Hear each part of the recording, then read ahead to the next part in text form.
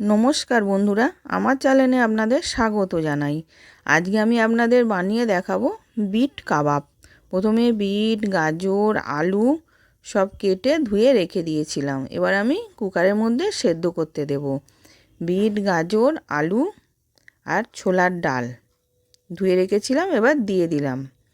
এবার 4টে কাঁচা লঙ্কা দিলাম, নুন দিলাম 1 চামচ, হলুদ একটুখানি, আর 1 গ্লাস জল দিয়ে দিলাম।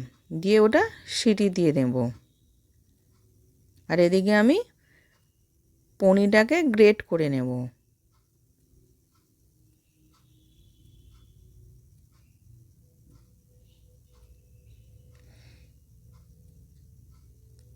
এবার পনিরটা গ্রেট করা হয়ে গেছে। 1 চামচ চিনি দিলাম, গরম মশলা গুঁড়ো দিলাম, দিয়ে ভালো করে মিশিয়ে নেব। মিশিয়ে ওটা রেখে দেব। এবার ওইটা আমি জল ঝরিয়ে রেখে দিয়েছিলাম, এবার ম্যাশ করে নেব। এবার ভালো করে মেখে নেব।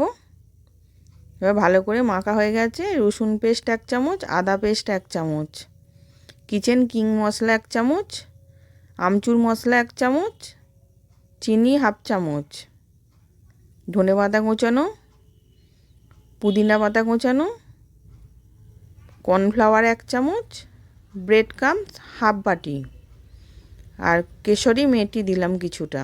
দিয়ে ভালো করে মিশিয়ে নেব।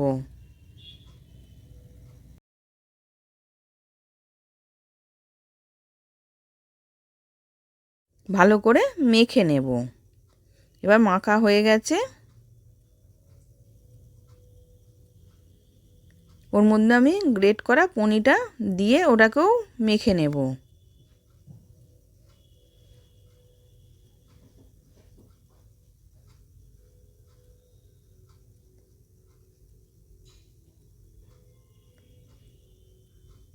ওটাও মাখা হয়ে গেছে। হাতে একটুখানি তেল মেখে এবার আমি কিছুটা করে নিয়ে গোল গোল আকার করে করে নিচ্ছি।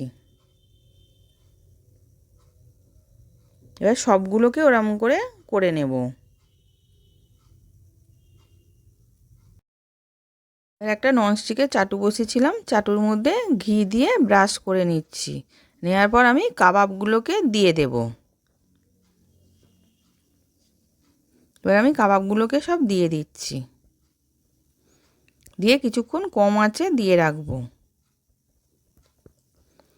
এবার এক পিঠটা হয়ে গেছে, আর এক পিঠটা আমি উল্টে দিলাম।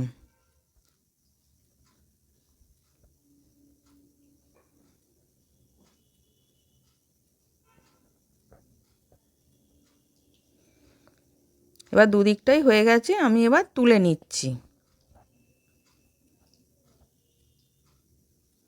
এবার বিট কাবাব রেডি। আশা করছি আজকের ভিডিওটা ভালো লেগেছে। আমি হাজির হব আর এক নতুন রেসিপির সাথে।